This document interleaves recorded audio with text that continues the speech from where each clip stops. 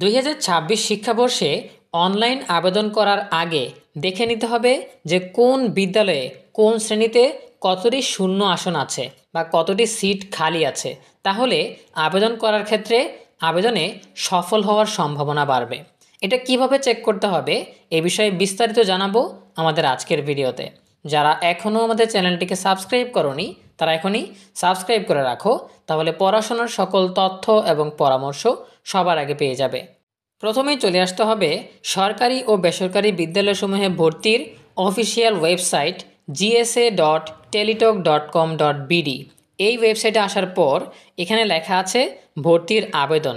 এখানে সরকারি বা বেসরকারি যে কোনো একটাতে ক্লিক করলেই এরকম একটা ইন্টারফেস চলে আসবে। আবেদন এখনও শুরু হয়নি, এজন্য পেজটা এরকম দেখাচ্ছে।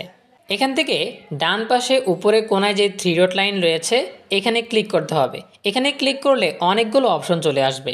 এখান থেকে শূন্য আসনের তথ্য এইখানে ক্লিক করতে হবে। এখানে লেখা আছে ভর্তি কার্যক্রমের অন্তর্ভুক্ত সরকারি বিদ্যালয়সমূহের শূন্য আসনের তথ্য। সো আমরা যদি সরকারিতে ক্লিক করি তাহলে এখানে সরকারি বিদ্যালয়সমূহের তালিকা আসবে। আমরা যদি ভর্তির আবেদন বেসরকারিতে ক্লিক করতাম সেক্ষেত্রে বেসরকারি বিদ্যালয়গুলোর তালিকা এখানে আসতো। সো আমরা দেখিয়ে দিচ্ছি একটি সরকারি কলেজ সরকারি স্কুল দিয়ে, তাহলে বিদ্যালয় এখানে ক্লিক করতে হবে। ক্লিক করলে দেশের সকল বিদ্যালয়ের নাম চলে আসবে। আমি যদি এখানে আমার কাছাকাছি যে বিদ্যালয়টি রয়েছে সেটার নাম লিখি তাহলে এখানে লিস্টে চলে আসবে।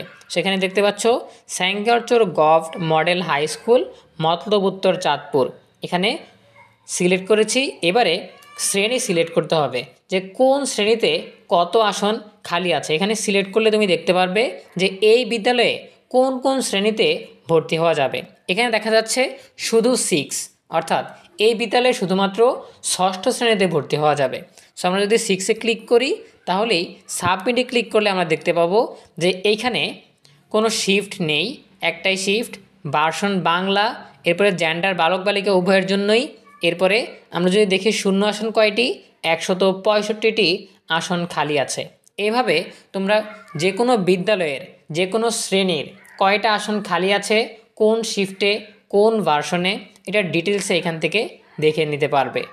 সো আশা করি তোমরা ভর্তির আবেদন করার আগেই দেখে নিতে পারবে যে কোন স্কুলে, কোন শ্রেণীতে, কোন শিফটে, কোন ভার্সনে কতগুলো আসন খালি আছে।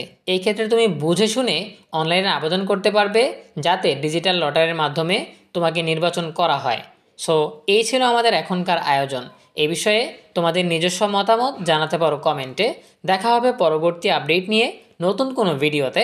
সেই পর্যন্ত তোমরা সবাই ভালো থাকো, সুস্থ থাকো, নিরাপদে থাকো এবং সবসময় ইএনএবি চ্যানেলের সাথী থাকো। তোমাদের সকলের জন্য রইল অনেক অনেক শুভকামনা। ধন্যবাদ সবাইকে।